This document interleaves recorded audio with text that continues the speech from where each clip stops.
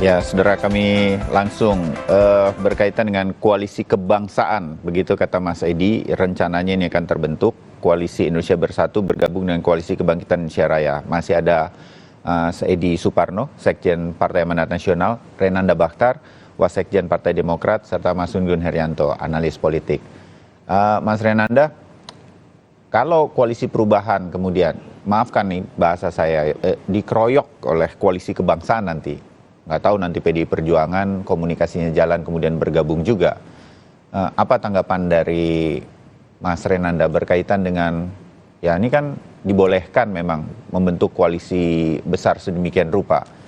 Tidak akan takut sedemikian rupa koalisi perubahan tetap, Mas Renanda? Ya, kalau koalisi perubahan itu kan kita alhamdulillah solid lah ya.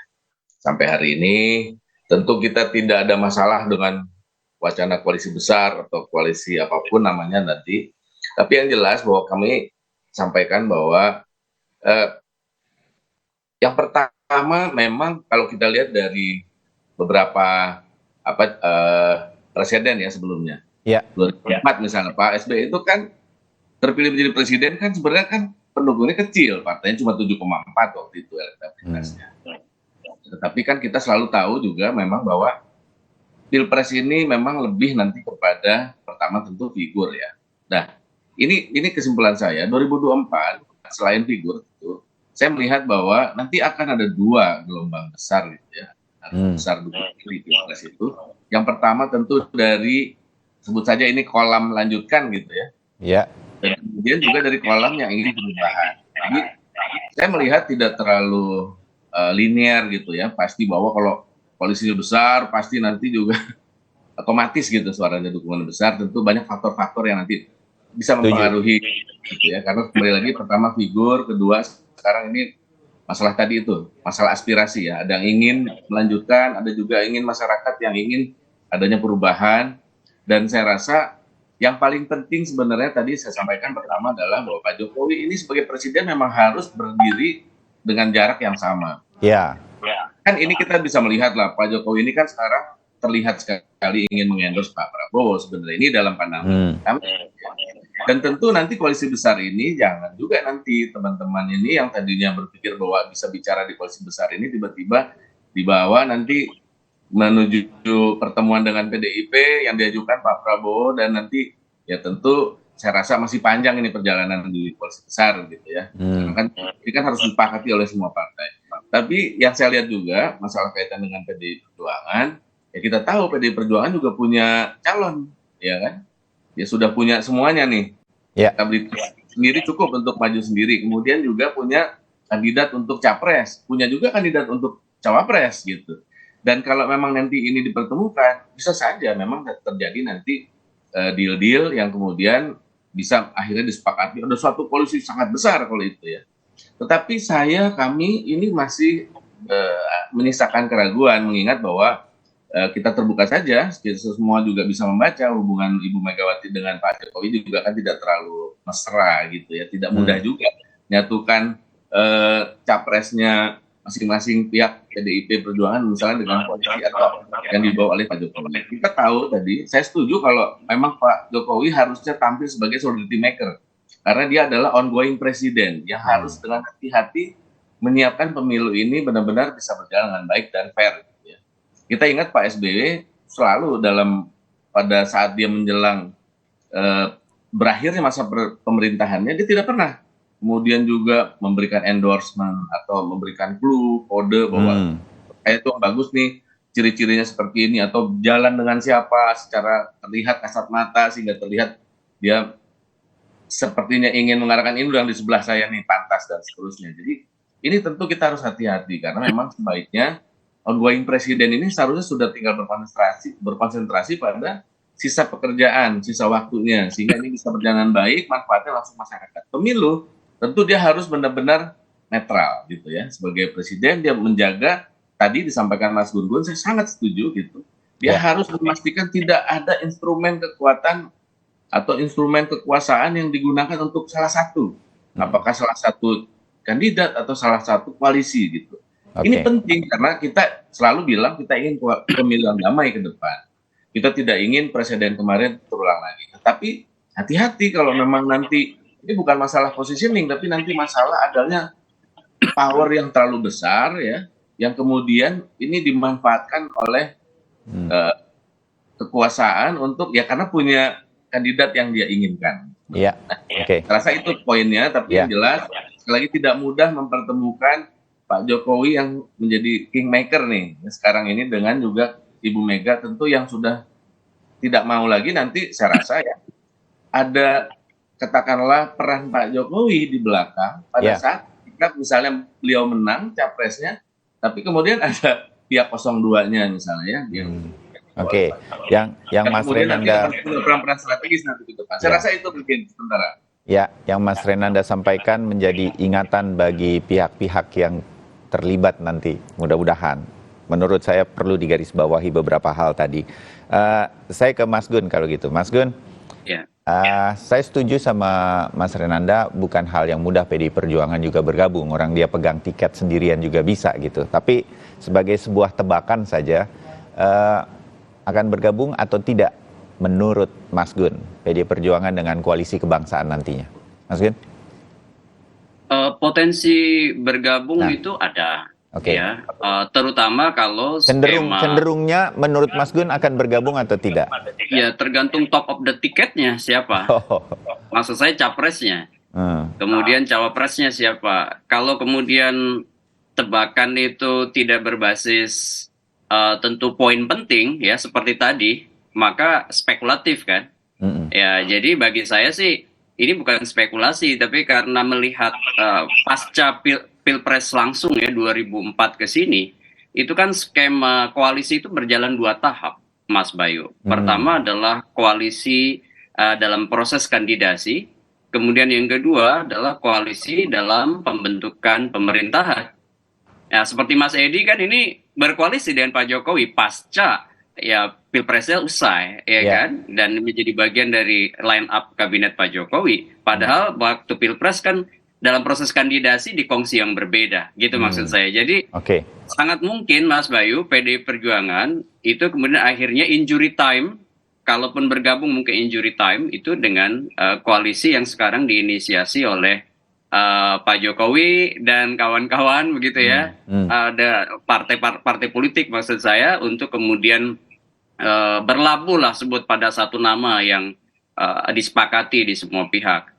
Ya, memang masalahnya adalah kalau kemudian koalisi itu sangat besar dengan ego sektoral masing-masing, kesulitan adalah pada saat menemukan misalnya cawapresnya siapa. Biasanya di situasi deadlock itu diperlukan the best alternatif ya. Contohnya misalnya waktu Pak Jokowi mengambil Kiai Ma'ruf atau Pak Mahfud sebelumnya ya. Ini kan menjadi semacam skema untuk kemudian didorong supaya bisa disepakati oleh semua partai politik yang berkongsi.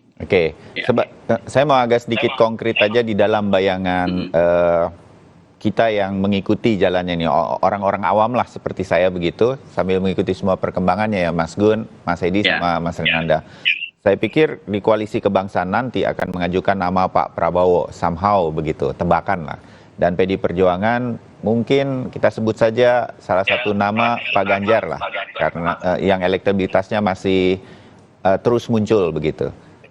Bagaimana kemungkinan ini bisa terjadi? Maksud saya gini Mas Gun, siapa nanti yang akan mengambil keputusan-keputusan ini sedemikian rupa sehingga kemudian salah satu harus menjadi cawapres? Saya misal ya menyebut nama, semua kan ini belum pasti gitu, Mas Gun. Ya di PDI Perjuangan tuh sangat bergantung kepada Bu Mega kan, namanya batasan afiliatif nih, yang disebut di umum itu sebagai hak prerogatif gitu ya.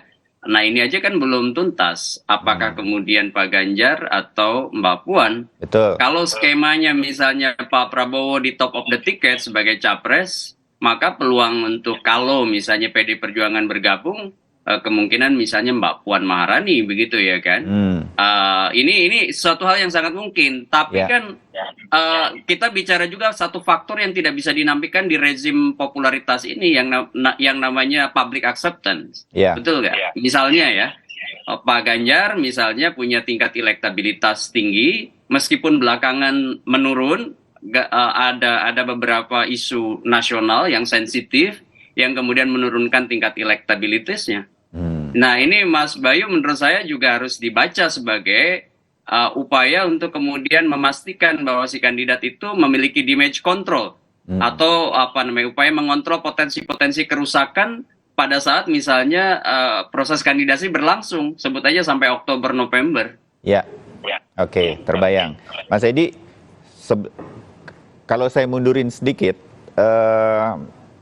dari pertanyaan saya ke Mas Gun, di koalisi kebangsaan nantinya sendiri, itu kan pasti harus muncul satu tiket lah, satu nama begitu.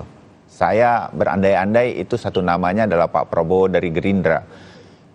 Nggak mudah juga kan partai-partai politik, ada PKB di sini yang sejak awal sudah berharap menjadi wakil presidennya Pak Prabowo. Begitulah saya mengatakannya ketika mendeklarasikan koalisi kebangkitan Indonesia Raya. Kemudian bagaimana nih legowonya semua pihak di koalisi kebangsaan? Anda yakin ini semua nanti akan mengerucut pada satu suara untuk menghadap ke PDI Perjuangan, Mas Edi?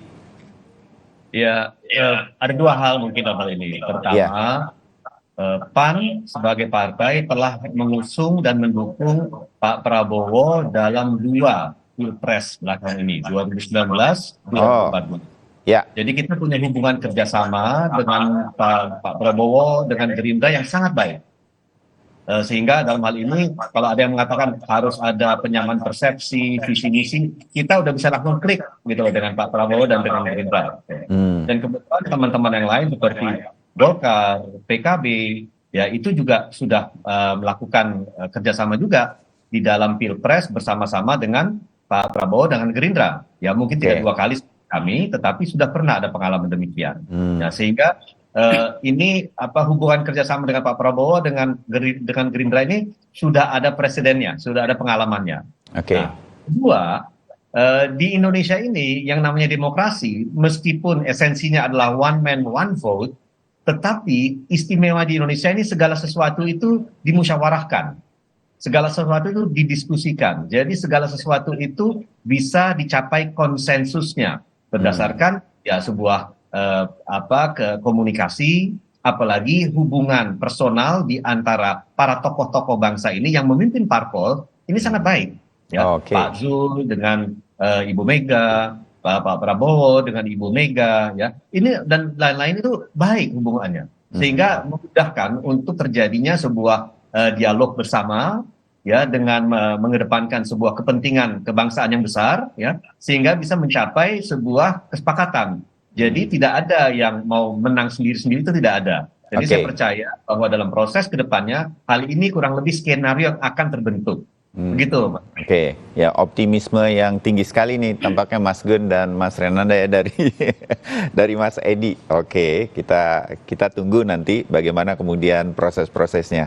Mas Renanda, di koalisi perubahan sampai sekarang tuh orang menunggu siapa nih? Betul, Anda udah leading dengan calon presiden Anies Baswedan di koalisi perubahan, tapi wakilnya kan cukup lama juga nih. Memang hambatannya di sini atau sebentar lagi sudah akan ada nih? Sekaligus saya konfirmasi akan ada pihak luar di luar PKS dan Demokrat yang akan masuk. Sedemikian rupa sehingga memecah kebuntuan tersebut. Saya konfirmasi ke Demokrat begitu lewat Mas Renan pagi ini. Mas Ren? Baik. Yang pasti tidak ada kebuntuan. Tapi adanya kita menghitung dengan cermat kapan kita harus sampaikan ini secara lengkap paketnya. Karena kita lihat bahwa bagaimanapun juga tentu karena kami ini kan di luar, mostly kan di luar pemerintahan ya, tentu tidak mudah, banyak tantangan juga ya. Sehingga kita ingin memastikan pada saat kita deklarasi ini benar-benar di waktu yang paling kondusif. Tentu kita ngerti bahwa makin cepat tentu makin baik, banyak keuntungan dari pasangan capres-cawapres yang sudah duluan sehingga bisa kerja lebih panjang. Pun kita juga harus menghitung bahwa ini kan bagaimanapun juga kita harus perhatikan kapan timing yang tepat, mengingat bahwa koalisi-koalisi lain itu belum juga sama sekali bahkan punya capres begitu ya. Bahkan kalau tadi kita bahas soal koalisi besar, koalisi kebangsaan ini, Saya melihat tidak semudah itu. Mungkin teman-teman di PAN tadi disampaikan sama Mas Edi tidak terlalu sulit ya menerima Pak Prabowo begitu.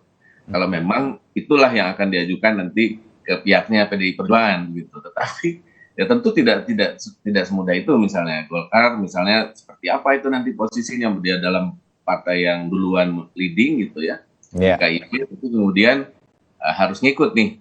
Begitu juga nanti dengan Caimin misalnya. Tapi itu nanti itu porsinya Mas Gun-Gun lah, saya nggak mau berandai-andai menganalisis. Tapi yang jelas begini, satu hal, koalisi perubahan sebenarnya sudah siap. Kita sedang menyusun sebenarnya sampai sudah adalah benar-benar visi misi pasangan ini gitu. Jadi itu yang menurut kita adalah kita harus sekali lagi mengadres isu-isu. Tidak boleh kita salah dalam memetakan, memprofiling masalah Indonesia hari ini dan kemudian harus dibawa kemana. Karena kalau salah, pertama kita dalam kampanye saja kita tawarkan mungkin nggak kena itu, ya kan? Karena nggak juga tuh, itu tuh kita nggak merasa itu menjadi katakanlah agenda besar. Gitu. Tapi selain memang kita menyusun visi misi, sekali lagi kita kondusif, tidak ada kebuntuan sama sekali. Memang yang kita bicarakan bagaimana nih? Kapan kita ini harus memutuskan kapan untuk kita sampai ke deklarasi, karena kita sebenarnya ada plus minusnya nih, lebih cepat atau lebih lambat. Tapi yang jelas karena kita melihat juga teman-teman yang lain belum seprogres kami, mungkin kita lebih baik menyiapkan itu program-program visi misi, kemudian juga tetap jalan ke daerah. Saya rasa sudah bisa lihat lah kira-kira nggak ada relaktan yang besar antara PKS dan Demokrat gitu. Kita strategi saja ini. Jadi saya rasa sekali lagi kita tidak khawatir dengan koalisi besar, silahkan. Ini kompetisi yang harus sehat, begitu ya. Kita harus menjadi kampanye yang sehat, menawarkan visi misi. Tetapi sekali lagi kami juga ingin tetap mengingatkan, ini harus benar-benar menjadi pemilu yang paling baik dibandingkan yang sebelum-sebelumnya, gitu. Dan untuk itu kuncinya ada di presiden. Sedikit Mas Renanda, mumpung ketemu sama wasekjennya Partai Demokrat, benar Sandiaga Uno juga akan ditarik ke koalisi perubahan untuk menetralisir calon wakil presiden dan ulangan pilkada DKI di mana Anies dan Sandi ini menang. Saya lupa tadi saya belum sampaikan soal itu. Jadi begini, untuk perubahan tentu sebagaimana juga koalisi-koalisi yang lain kita tentu sangat terbuka apabila ada teman-teman partai lain ingin bergabung memperkuat dengan visi misi yang sama. Tapi ada beberapa hal tentu yang harus juga menjadi pertimbangan. Yang pertama adalah jangan sampai ini tiba-tiba teman-teman yang datang ini yang tadinya harusnya kita sinergi memperkuat, karena masing-masing pasti punya strength yang masing-masing, tiba-tiba punya syarat yang memberatkan. Misalnya katakanlah langsung minta posisi 02, sementara ini udah panjang kita bicara gitu. Satu. Yang kedua, tidak masalah juga sebenarnya kalau memang ini menawarkan posisi kedua. Namun harus diingat, kita punya kriteria dan punya syarat ditentukan oleh Anies dan juga oleh 3 partai. Kira-kira siapa yang cocok mendampingi Anies? Itu kan ada jelas di situ. Karena tadi sekali lagi ini soal positioning, soal aspirasi. Ada aspirasi lanjutan, ada aspirasi perubahan. Tidak mungkin kita bisa menerima cawapres gitu, bakal calon wakil presiden yang positioningnya tidak ke perubahan gitu. Tapi sangat kuat di koalisi. Jadi sampai sekarang Demokrat di perubahan masih 02 yang diharapkan Mas AHY, kira-kira gitu? Ya kalau dari Demokrat begitu kan. Tapi yang jelas sekali lagi, siapapun nanti yang dipilih, jangan sampai melemahkan positioning ini pastinya. Anies sudah diposisikan persepsi sebagai tokoh perubahan, tiba-tiba disandingkan dengan orang yang sangat katakanlah status quo gitu. Ya itu akan melemahkan tentu proses dan strategi pemenangan kita ke depan. Itu nggak mungkin menurut saya. Jadi tapi satu waktu kalau memang muncul nama dan dianggap lebih cocok daripada AHY, Demokrat legowo. Siap, kita sudah menyerahkan ke Mas Anies. Sudah diserahkan ke Mas Anies sebagai capresnya. Baik, Mas Gun, singkat saja ya sebagai bagian akhir sebelum saya harus menutup begitu. Koalisi perubahan, koalisi kebangsaan yang akan terbentuk, PDI Perjuangan masih kita tunggu. Apa yang kemudian kita harus lihat dari pergerakan-pergerakan partai politik ini, Mas Gun, menjelang Pilpres 2024? Menurut saya ada 2 hal, Mas Bayu. Pertama, aksi reaksi partai politik, terutama dalam konteks penerimaan ya atas keberbedaan nama yang kemudian disodorkan. Apakah bisa legowo seperti tadi benar atau tidak ya kan? Nah, nanti itu juga jadi ujian dalam jangka pendek tuh dalam proses kandidasi. Kenapa? Karena itu akan sangat menentukan jadi tidaknya kesepakatan. Ya seperti di koalisi besar pun belum tentu kayak Golkar dan PKB itu kemudian bersepakat misalnya dalam skema-skema yang kemudian akhirnya diambil oleh Pak Prabowo. Nah itu jadi yang pertama soal itu. Kemudian yang kedua soal mitigasi hal-hal yang bisa menyangkut kerusakan baik institusional partainya ya, karena ini juga bicara soal legislatif kan, maupun mitigasi individu-individu yang kemudian berpotensi masuk ke gelanggang pertarungan. Seperti kemarin kan tiba-tiba ada isu yang mencuat. Nah, itu kan bisa menaikkan, bisa menurunkan tingkat elektabilitas seseorang kan. Betul. Itu tentu juga akan dipantau oleh masing-masing kekuatan real politik sebelum kemudian mengambil posisi mengusung. Kalau mendukung ya semua retoris akan mendukung, tapi kemudian mengusung adalah sesuatu hal yang secara de facto dan de jure nanti ke KPU ya. Diproses untuk secara resmi ya menyampaikan usungan yang nanti akan menjadi kandidat resmi capres cawapres begitu. Jadi koalisinya boleh jadi akan makin mengerucut. Ada yang besar koalisi kebangsaan, ada yang stay bertiga, koalisi perubahan mungkin. PD Perjuangan kita tunggu. Tapi kalau soal nama yang ditunggu-tunggu oleh kita semua, bisa jadi meminjam semua partai politik mengatakan tunggu timing yang tepat. Tampaknya ini yang akan kita tunggu selanjutnya. Tapi saya menggarisbawahi tadi dari Mas Edi Suparno, PAN tuh selalu bilang karpetnya warnanya biru, Mas Renanda. Jadi bukan karpetnya merah yang didahulukan katanya. PAN juga biru. Jadi karena PAN juga biru dan Demokrat juga biru. Semua masih mungkin terjadi. Mas Gun, Mas Renanda, juga Mas Edi, ketemu lagi kapan-kapan. Terima kasih untuk obrolan pagi ini. Selamat pagi, salam sehat. Salam sehat. Selamat pagi Mas Edi, Mas Edi. Ya, dari koalisi-koalisi yang mungkin terus terjadi, tadi sudah kita hadirkan kemungkinan-kemungkinannya sebagai wawasan kita menjelang Pilpres 2024. Kami jeda, dan setelah ini masih ada satu bahasan lagi yang akan kami hadirkan bersama Irian Damardanus. Saudara, jelang Lebaran, marak surat edaran dari RT atau mungkin Ormas yang meminta THR kepada warga. Sebagian pihak menganggap ini merupakan pungli atau pungutan liar. Selengkapnya usai jeda.